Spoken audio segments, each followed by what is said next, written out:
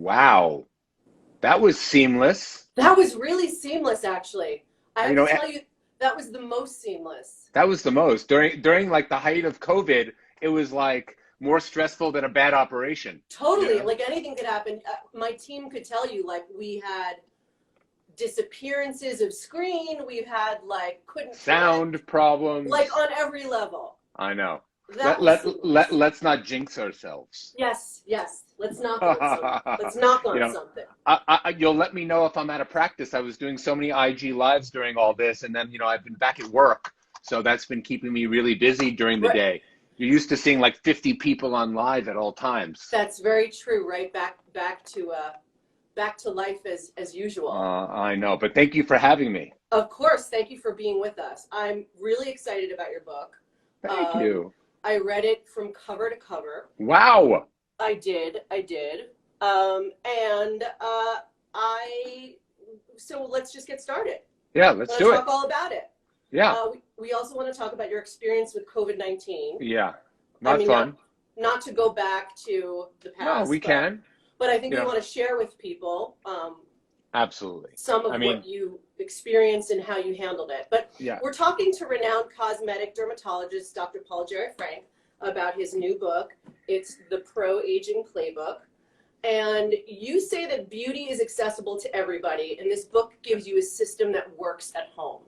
Yeah. First, Dr. Frank, the book opens with advanced praise from Madonna, from Marc Jacobs, from Gabby Bernstein. I just have to read some of this. So, from Madonna, you are only as beautiful as you feel on the inside. Dr. Frank reminds us that while he can help us to a point, we have to remember what's most important and do the deeper work as well. Okay. Marc Jacobs and Chardy Francesco. Dr. Jarrod Frank taught us that wellness and beauty must start from within for it to truly reflect on the outside. A completely new approach to aging. The ProAging Playbook offers a wealth of insight, tools, and tips on how to look and feel your very best. And then Gabby Bernstein, wellness expert Gabby Bernstein, who says, I love how he combines personal growth methods with the latest dermatological options to help readers look and feel their best. Incredible. And there's way more. So you dedicate your book to your sister, and you call her an unsung hero. That was touching to read. Why was your book dedicated to her? Well, my sister runs my entire professional life, and she has a master's in decorative arts. She was a professor at Parsons. We lived together while I was in medical school. She was at NYU studying undergraduate. She's 5 years younger than me. And her life's goal wasn't to be my main, backbone. Exactly. But somehow when I started my practice around 9/11, she started helping me out, and our careers grew together, and we've built an empire together, and we've just been very, very close throughout the years. And no one gets to sing her praises. I get credit for everything. So she's always been there for me and with me, and my success is very much due to her support. That's terrific. Everything happens for a reason, right? Exactly. I love your philosophies about how aging isn't all that bad because of the wisdom possessed with time, and that it's about enhancing what you have. And I love the general idea of yours that when people take good care of themselves, you don't know their age, right? Exactly. So the beauty is often a side effect of taking care of yourself. It's not the other way around. Right. You know what I'm saying? Right. And for so long, beauty and wellness have been like enemies. They don't like each other at the opposite side of the cafeteria. Don't play together, And I think the new generation of people who are entering this almost a form of grooming, they really see them as just that, as a form of grooming, whether you're exercising, brushing your teeth, getting a little sun damage removed, or if you decide to do some other cosmetic treatments, they all reflect people trying to do simple things to be the best version of themselves. Yeah. We're going to get into that a little bit more, but what were you going to say? No, I was just going to say, I think people are now looking at looking and feeling good as more of the same goal. Yes, yes. There's a key principle in your book. Everything that helps you functionally helps you look better, and everything that helps you look better helps you functionally. Absolutely. Can you talk a little bit more about that? Well, listen, does everybody go to the gym for their heart or for their tush? Right. Often the things that motivate us to take care of ourselves, whether it's exercise or getting rest so you don't have bags under your eyes, the things that are good for us, we're often motivated because we want to look good. You know what I'm saying? Right. And often a lot of the things that we actually may go to the doctor for, like me, to look good, help you functionally also. When I get rid of sun damage and brown spots on someone, it's actually decreasing your risk of skin cancer. Yeah. You know, when I'm making your eyes look less tired with Botox, other people see you a different way. You also perceive yourself as less tired. You perceive yourself a different way. So, you know, everyone, no matter how vain or not vain you are, everyone has their own version of a good hair day. And they function better on those days because they feel they look better. Can you explain extrinsic and intrinsic aging, please? Well, the intrinsic aging is more like the DNA stuff that we're given. You know, genetics play a large role.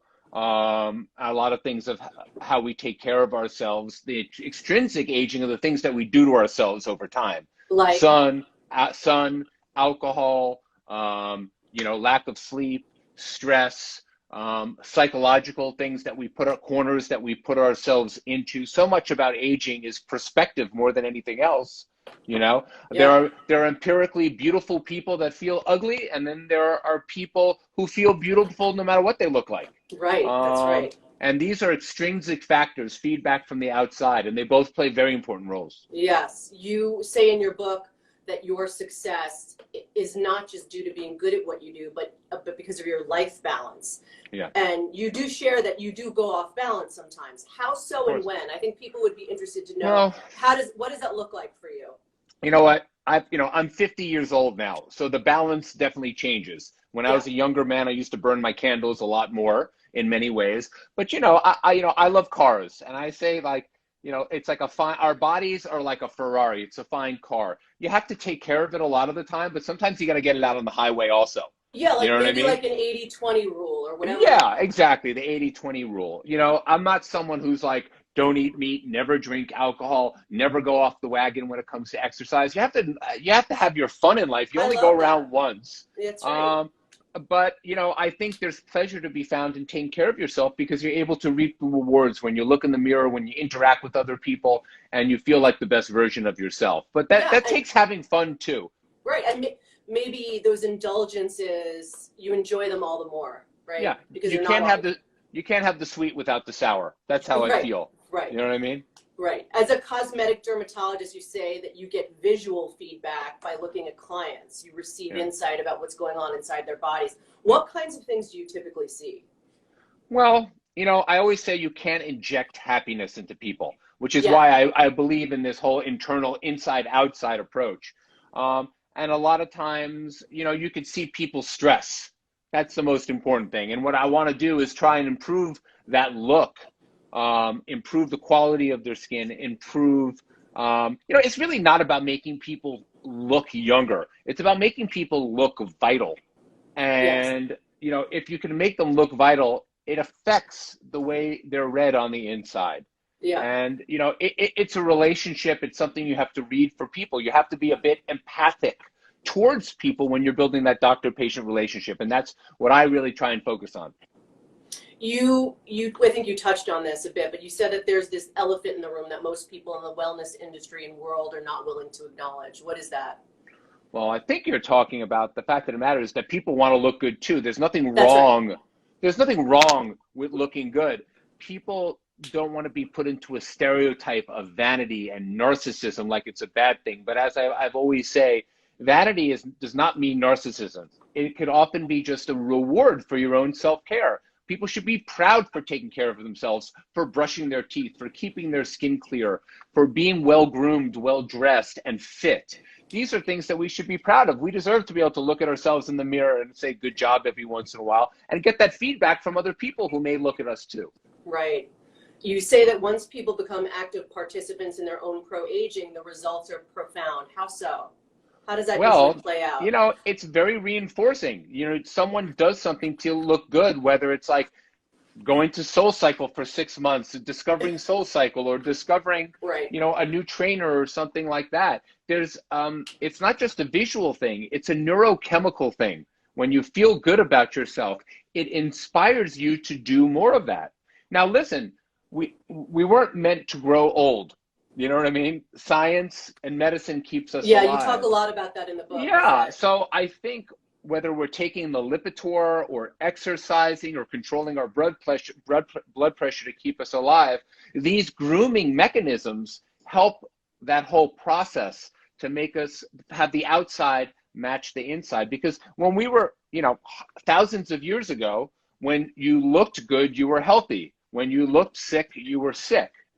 They didn't live in a world thousands of years ago where you lived to 60 or 70 and you watch the wrinkles grow on your face. Right. It doesn't work that way anymore. It didn't work that way. Yeah. So taking care of the inside, I think, is as important as taking care of the outside is as important as the inside. And again, it's not really about looking young. It's about, looking great for your age and feeling good about yourself. Yeah. Can you explain a little bit about this concept of maintenance and feeling comfortable with the reality of maintenance? Yeah. Please. Well, I love you give this perfect analogy in the book about, coloring your roots frequently as opposed to letting them grow out. Well, I think there's this misconception from my parents' generation of cosmetic surgery that, you wait until your face falls off and then you go get like a major procedure and you hide out. And it's something you don't tell people about till you come out of hiding, and then you're kind of one and done. But a lot of the things now that we do for cosmetic rejuvenation, they're simpler, they're safer, they're more acceptable, but they do take maintenance. And you have to realize your face changes, your body changes as you get older. And I don't want people to go and get rejuvenated and spite it. They have to embrace that, whether it's coloring their hair, getting their legs waxed, brushing their teeth, showering, there are certain maintenance things. And it's a long game. It doesn't mean you have to be in the office every month spending thousands of dollars. But I think people get the best results rejuvenating. This is true of exercise as much as it is getting Botox, that doing small amounts regularly make the biggest difference. You know what I mean? You don't have to exercise 10 times a week and kill yourself to get good results. Yes. And you also don't want to do it intensely for 6 months and then fall off the wagon and then not do it. Yes. You have to give yourself realistic expectations with any form of grooming or cosmetic rejuvenation. Follow it, embrace it, and do it regularly. Because you never want to look, this is misconception that you're going to look like you had Botox, you're going to look like you had laser or filler. And, you only notice the bad work, and it should never be that way. Right. Right. It's this idea of rejuvenation as grooming, as you say. And you say, you say millennials are the first generation to consider things like Botox and fillers on par with something like waxing. And the age range is the largest growing in your practice. Absolutely. Yeah. Absolutely. At least a third of the new patients that come to my practice, either myself or other providers, are people in their late 20s, their early 30s. And listen, they're starting to see the signs of aging. They're getting sun damage. They may be getting a little bit of Botox. I mean, I'm 50 years old. When I did my first Botox treatment, I was 27. I was a resident. It was not yet FDA approved for cosmetic use yet. Yeah. And my mentors, my professors will be like, "Oh, it's good that you tried it, but you don't want to keep doing this. Is going to be something for older people." And I said, "Wait and see." Wow. Wow. And you also talk about directing your energy to feeling beautiful. What does that actually do for somebody when they really just truly direct their energy to that place? I think everything is about a glass half full, glass half empty. And I really think your intention of rejuvenation is the most important predictor of outcome. How you go into it, the mindset.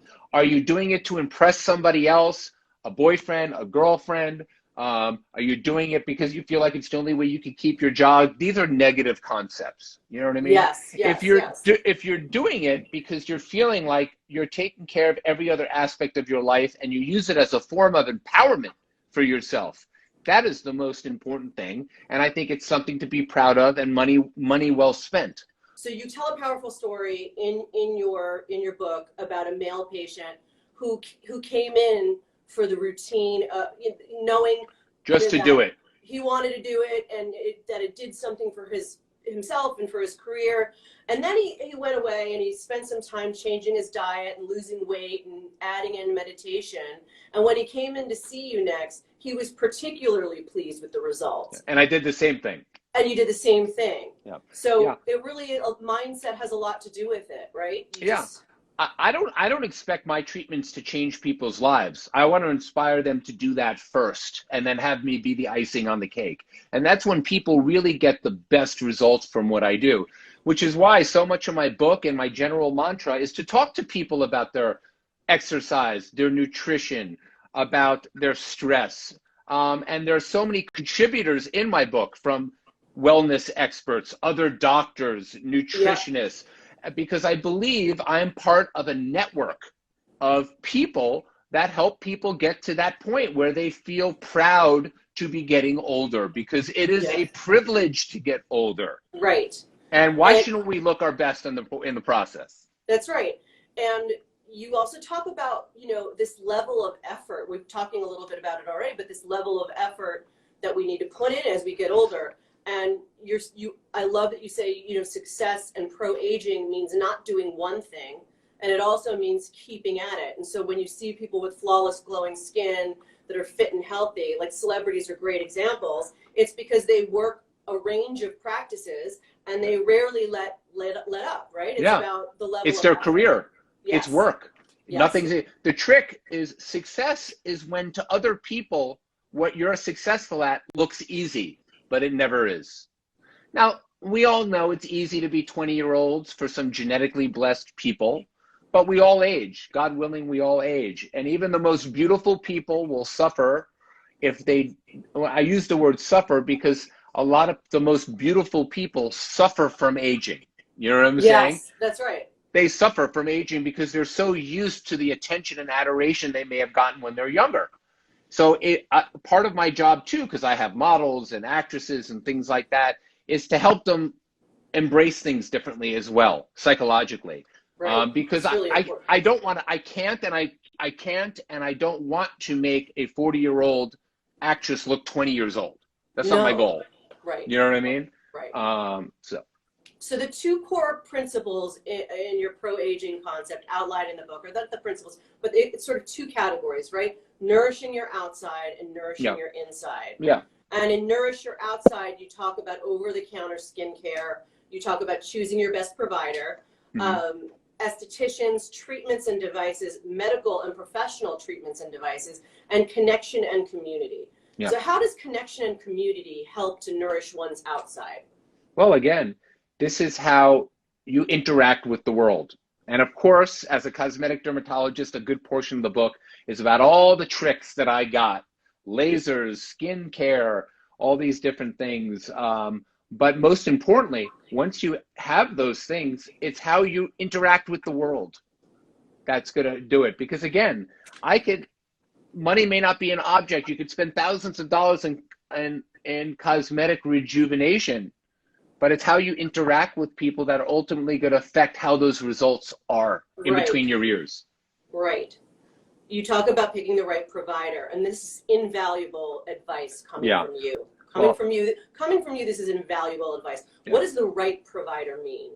Well, the right provider means the background is that the good news is that there's so much accessibility across all socioeconomic classes. There's affordable rejuvenation for everybody. Right. But it is the little bit of the Wild West out there. You have Groupons, med spas, non-board certified doctors doing it. So really what I wanted to help people do is find the forest through the trees, to find someone who is legally allowed to be doing what they're doing. I mean, we would assume anyone that has a sign up injecting Botox can legally do it. Not the case. There are people doing things inappropriately and illegally out there. Probably more than we think, right? Much more than we think. Yes. It's a larger conversation. But yeah, you want to make sure you find out someone who is appropriately licensed, has experience, and has the respect for the patients to try and do things in their best interest. We're not selling pocketbooks here. And, giving people some basic advice and not to just go for the cheapest thing is helping people. There's an element of artistry, though, too, involved, correct? Absolutely. And it's not just in the hand-eye coordination. there's artistry in getting to know what's in the best interest of the patient, because a lot of that comes from the conversation. I could have the same patient, and I mean, I could have the same treatment in 10 different patients. And if I did it on all of them, a few may say I'm a genius. A few may say like, I don't know if it was worth the money. And a few may say, Dr. Frank, you suck.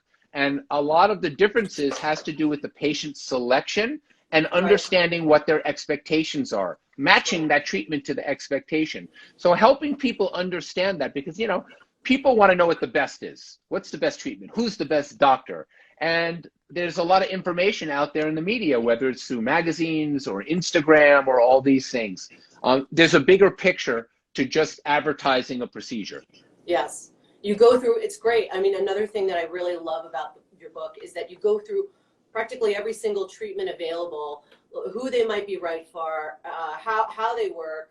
It's a favorite part of mine in your book. There's so much available, Dr. Frank. I know. It can be hard to. It's confusing for me. It's confusing for me. Yeah, I mean, it's great in one way, but it can be hard to understand what to try and why. You even get into teeth, which is great. So I think for anyone, it's almost like an encyclopedia resource. It's like a dictionary. If you really get into the details of all the treatments that are out there. It can be very confusing, and my goal is to simplify things for people. I talk about this in skincare regimens. I talk about it in people expect me to sell them a million and one things. I really try and streamline, because simplicity often breeds the best results. Now, that doesn't mean that over time, as I get to know patients, I'm not recommending various different things, but I like to keep it simple, stupid, the rule of KISS. And I mean that with everything in life, whether it's nutrition, exercise, beauty, all these things, because there are always new things out. New is not always better. New is not always better. Very true. In your chapter about over-the-counter skincare, you talk about how the market is sort of like overfilled with skin products claiming to do all sorts of things. I myself fell for, an anti-pollution product that I've never once used. I fell for it. It was the summertime. I thought, great, and I've never opened the bottle. Your belief is to keep it simple, and less is more.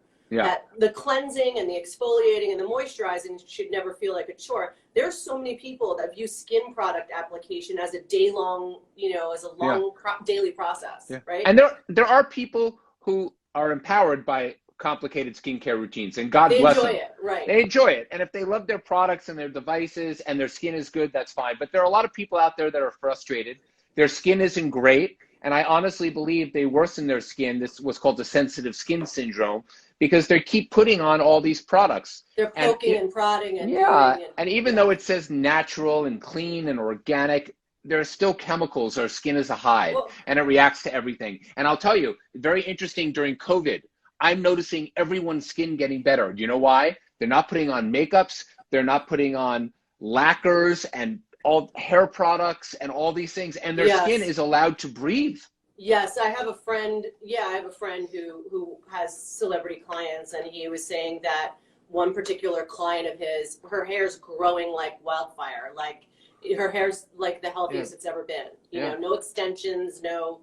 Yeah, but it's the same premise for the skin, right? You give it time.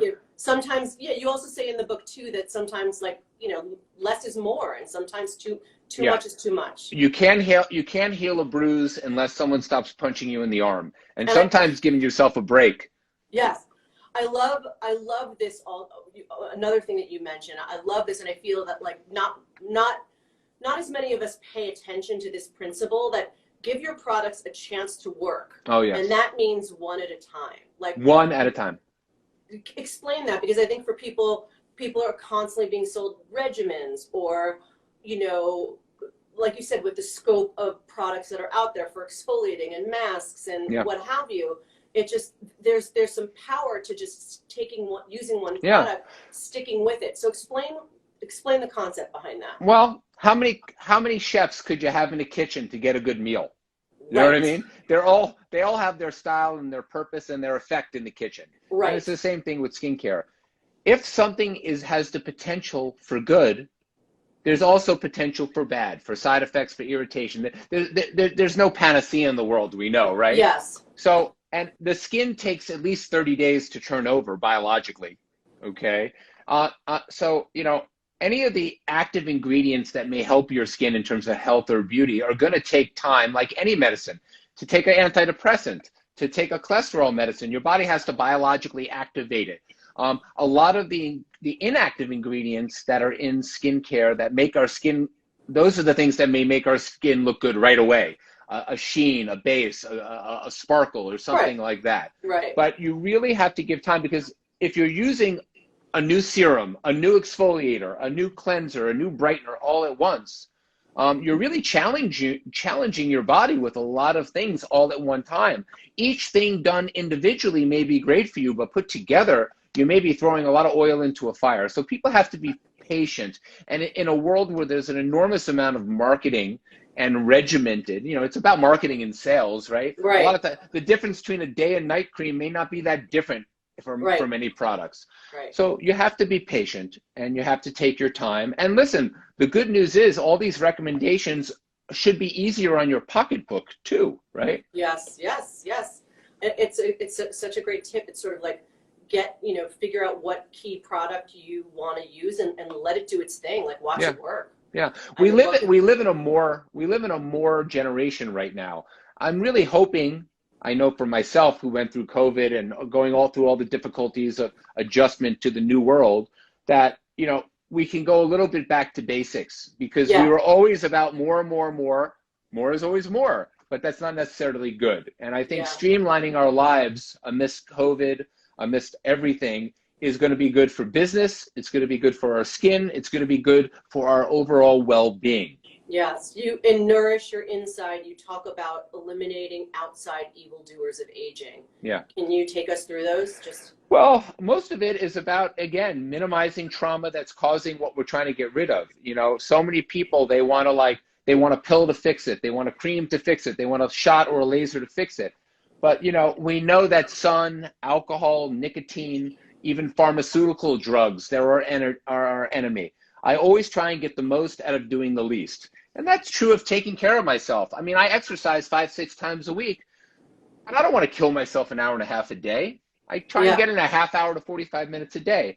I love to drink alcohol. I don't do it like I'm 25. I drink once or twice a week, and I enjoy it then. And the 5 days a week I'm working, I don't do it. So everyone, there's no rule. I can't give you a recipe, but what I'm trying to give my audience is conceptually ways to find balance. And that means to enjoy life and to also be able to take care of yourself at the same time. Yes. You outlined the pro-aging way to eat. Can you take us through a typical day of your own meals that fall into that plan? I think people I may not be the best example. But a typical, like a good day, good day. I'm a grazer. You know, I enjoy myself like with drinking, I enjoy my food on the weekend. I pretty much eat what I want on the weekend because I exercise regularly. During the week, I graze. I'm a 1 meal a day person. During the day, I'll have a couple hundred calories, like some nuts or a handful of granola before I exercise. I'll maybe have an avocado during the afternoon. I graze because to me, if I eat during the day, I get tired and lethargic. And to me, I love food. I love to cook. I love to eat. Yeah. And I want to be able to enjoy that food, not like be on the run and stuff food in my face. Right. So when you're working and you've got a busy work week, it's just better for you to keep it light. I look to just curb hunger during the day. And then I look to enjoy a meal, whether it's out or at home. You know, I love going to restaurants, but more and more over the years, particularly during COVID, I don't miss eating out much. It's interesting. I found the same thing. It's sort of like you learn to love them less. I feel like you could really, especially as New Yorkers, I'm a born and raised New Yorker. Me too. You're raised on restaurants, kind of, and because we have everything here. And during COVID, we couldn't do any of that, right? Yeah. And so I found that the few times that I did get takeout from like a really great place, I was like, Yeah. You know, well, you know what? Listen, restaurants are in the flavor business, and there are more restaurants in New York. I mean, I grew up in the city too. There are more restaurants in New York than there ever were, and they're in the flavor business. And they may be marketing their own farm to table clean type of thing also, but it's all about flavor. And when you cook at home, there's much greater control over what's in it, your intake, and all these things. And I find that's the best way to control your weight and to control your nutritional balance. Doesn't mean I don't like going out to eat every once in a while, but to me, my purpose of eating out is a social one. Right, right. That's a great tip too. Also in Nourish Your Inside, you of course talk about movement. Yeah. Just as a doctor, why don't you what does moving and exercise do to the tissues and fluid in the body and skin? Well, whether you're recovering from an injury or you're a peak physical condition athlete, we know that movement begets movement, and inactivity just creates more inactivity. And I honestly believe there's nothing better you can do for your overall aging process in the way you look and in the way you feel by just leading an active lifestyle. I mean, my own 78-year-old father, who still practices dentistry 5 or 6 days a week, he has never formally exercised a day in his life. But he's just a guy who doesn't take the elevator and still takes stairs up 2 at a time. Right, running around the city. He always chooses to walk rather than taking a taxi. Right. He always takes the stairs instead of the elevator. And he's just a kinetic individual. And I think that's just so important. It's more important than how many exercise classes you take a week. And I just think if you think like that, if you think of the way that you can move your body more, I think we'll all live a lot longer and look good doing it. Yeah, I think it's sort of this idea of like keeping in mind sort of how many steps you're taking per day, right? Yeah. It's like, yeah, when you're monitoring your steps, you actually see how static you're being, how, if you're not getting enough movement, And we live in a culture where if you have the financial means to do less, you will do it. You'll lift your luggage less. You'll carry that bag less. Right. You'll have it delivered instead of walking to the corner and getting it. And I always think just the opposite. The more successful I am, the more that I can do it. I want to carry my own luggage. I want to walk up the steps. Instead of having the pharmacy deliver it, I'm going to walk to the corner to the pharmacy and go get it because I have the luxury of the time to do that. Yes, that's a good point. Sleep also falls under your core tenets for nourishing your inside. Yeah. And I've always found what sleep does fascinating, really. Explain what good quality rest is doing for us while we sleep, what it actually does. Yeah. I mean, rest it allows all the biological functions of repair to take. So much of aging is the chronic destruction and wear and tear of everything we've done to ourselves in our lives. You know what I'm saying? You need to give it time to repair. Now, this whole concept that used to be in the prior generation of like, you're a better person if you sleep less, put in more hours, and you can grit it out. And I think that's nonsense. That just leads to an absent-minded, bubble-head, old-looking, tired person. I honestly don't know how people could survive on less than 6 hours of sleep. I mean, I'm a total bitch on less than 7 hours of sleep. Yeah, and I've gotten used to it, and I pride myself. To me, I show off by saying I slept 8 hours last night, not like, I only sleep 3 hours a night. You know what I mean? Yeah, that's right. That's right. Managing stress, too, for you is also a big one. It's covered in the book. And I know that you're a fan of meditation, but I'm curious, for those who just can't or don't want to get there, what's the next best thing to meditation? It's all the other things. Sleep is a form of meditation. Okay. Exercise, walking is a form of meditation. Walking, right. Giving yourself 10 minutes to go for a walk in the park or around the block is a form of meditation that feeds your soul, repairs your body, and most importantly, controls your outlook. So, I do transcendental meditation because I'm kind of like a rule follower. I like doing things, fitting things in. The process, yeah. There's so many ways to bring meditation into your life. And it's just really about giving your body and mind a break from all the things we're forcing ourselves. We have phones, we have computers. There are so many aspects of our lives that are supposed to give us more time, and they really just give us less. So the whole point of meditation is just giving yourself a little extra time. Right. Just as a side note, I want to talk to you a little bit about your position on supplements and on parabens. Oh boy. It's an oh boy. I don't know if we want to say controversial, but you touch on it in the book, and I found it really interesting. I mean, can you share your thinking on each? Yeah, I mean, supplements to me are a form of medicine, and unlike the pharmaceutical companies, which have their own potential for evil doings, at least they're regulated by the FDA, and there are studies that have to be done. And I find the supplement industry the Wild West. Now, I went through COVID. I had mercury toxicity at some point in my days, and I was put on supplements by a doctor. And I think you should seek medical advice, not nonsensical advice. And I think you have to consider the source that it comes from, supplements, and you have to think about the consequences and potential side effects as much as you do the benefits. So the point is, supplements have a role. It's the Wild West, and I think if you're going to take them, they should be taken under the guidance of a healthcare provider. That's number one. In terms of parabens and preservatives as a whole, I think we live in a world of excessive marketing and sales pitches about organic and clean and natural. And I think we have to be wary of all products.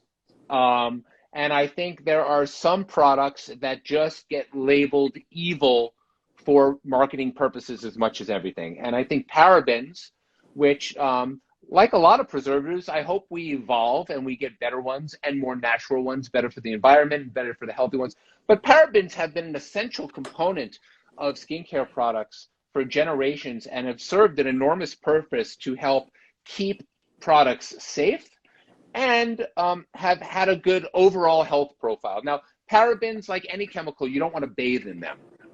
But I think that they have been over-traumatized along with other similar chemicals throughout the years. And this is a controversial topic. It's just sort of the popular topics in wellness, right? It's like PABA-free sunscreens. That was a big thing years ago. That was a thing. That's right. MSG was a huge thing in food. That's right. I forgot about that. MSG, right? And by the way, MSG is back, by the way. It's so back. You hear people talking about it on TV and cooking with it all the time. Now they're talking about health benefits. It's not a dirty secret anymore. It's kind of funny. People have to realize there's going to be a small percentage of people who have negative side effects to all products, including parabens, including other ingredients, everything. And we just have to have a realistic outlook towards them and look at their good points as well as their bad points.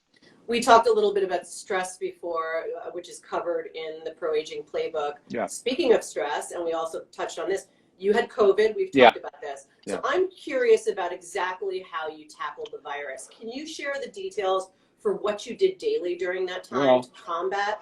I wish I could say I tackled it. I think it was prayer mostly because you have very little control over it. Wow. It was very shocking to me as much as most of my audience because I'm supposed to be this epitome of health and wellness and beauty and all this thing. And I do take quite good care of myself. And I just got hit very atypically hard. And I think the scariest thing about COVID is its unpredictability. You know what I mean? Right. We like to put things in boxes. Old people get sick, young people get healthy, certain people get the flu, certain people don't. And for me, it really just hit me like a frying pan. And I suffered greatly. If I wasn't a physician and had access to medicine and oxygen, I would have been hospitalized. And it really was 2 weeks of being terribly, terribly ill. And, I took hydroxychloroquine, I took Z-Pak, I was on Advil and Tylenol every 4 hours. I was taking supplements by my doctor's recommendation. And I was really I honestly was just trying to stay alive. I don't know what worked, what didn't. Wow. And were you sleeping a lot? Were you eating particular foods or were you just thank God I had an appetite. I did have my smell and my taste. I couldn't see well and I couldn't hear well. You couldn't see well? Yeah, I was blurred and I had hearing issues. So it affects your nervous system clearly, but it also affects your nervous system psychologically because I was just, for lack of a better word, just plain terrified. Terrified and just sort of taken down. You felt just taken down. And 12 days of 102 to 103 degree fever, sleeping 2-3 hours a night just wears you down. Well, you sort of lost your mind at that point, literally. Yeah, you're hallucinatory. You're worn down. I lost weight, And you do resort on meditation and prayer. I wish I could say you did some meditation and some prayer. Yeah, and I did. How did you know when you were coming out of it? Well, when you break that fever, when you really think you're never going to come out of it on day 12, and you're still popping that Tylenol every 4 to 6 hours. Down. Yeah. And then, oh my God, all of a sudden, you notice you're able to spread out the medicine and to feel human again. It's every 6 to 8 hours. And then you're like, please, I hope I'm getting better. I hope I'm getting better. And then I just had that moment like, oh my God, I think I'm going to come over the bend. I think I'm coming around the bend. And it was really just such a, I couldn't breathe. I was on oxygen at home, putting it on and off for 20 minutes at a time.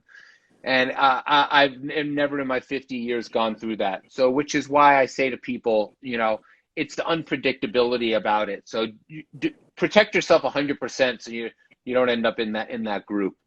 What do you do to protect? What are you doing to protect yourself? Well, just listen.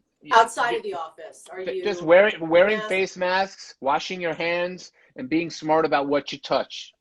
And as I touch my face right now. I'm trying to remember, sort of, I haven't seen anything. Are there any updates on surfaces? Because at one point they were saying surfaces may not be as... Yeah, they're not. And I don't, like food, first people were like warming up food. Right. I believe the masks, more than anything else, they're a symbol.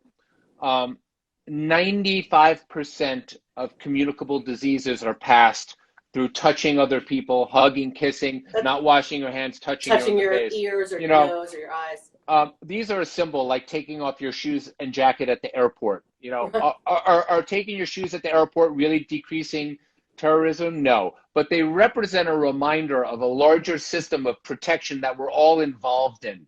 Yes. That we're conscious about what we're doing for ourselves and for other people. And they keep us at a distance.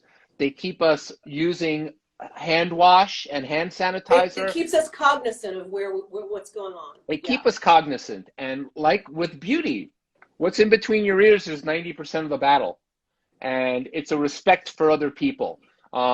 Because I know there are a lot of people out there, they're like, these don't do anything if I'm 6 feet away from each other. It's not about what they're actually doing. It's what they represent in a broader picture. And I think that ties in so much with so many of the concepts that I'm doing. A lot of it is the psychology of the whole thing and people just being aware and embracing things that are going to help us all.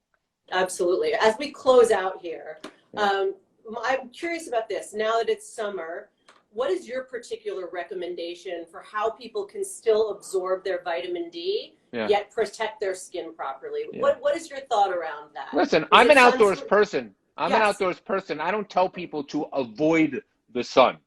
I like the feeling of the heat on my skin. I love being on a boat. I love the beach. I love a walk at the end of the day. Just be smart about it. Like alcohol, like exercise, like your cholesterol. You only need about 15 minutes of sun on your face a day to get your vitamin D. And the rest of the time, I say, try and enjoy outdoors in the beginning and the end of the days. Sitting on a chaise lounge at 12 noon with SPF 15, you're kidding yourself. Have long lunches in the shade, read my book during 1 or 2 o'clock. It's excellent. Hit the beach at 3 o'clock, put on your SPF, you're done. You know what I mean? You don't have to be a slave to it and wear sun protective clothing. Obviously, I give longer speeches I give my speeches to my skin cancer patients, but for the rest of us, it's just being smart. Right. Okay, well, Dr. Frank's ProAging Playbook is in our shop on Amazon and it will be on the site very shortly. Dr. Frank, thank you so much. Thank you so much for reading and sharing tomorrow. I appreciate it. I'll be watching. Absolutely. Thank you so much. Bye-bye, everybody. One of my favorites. Thank you.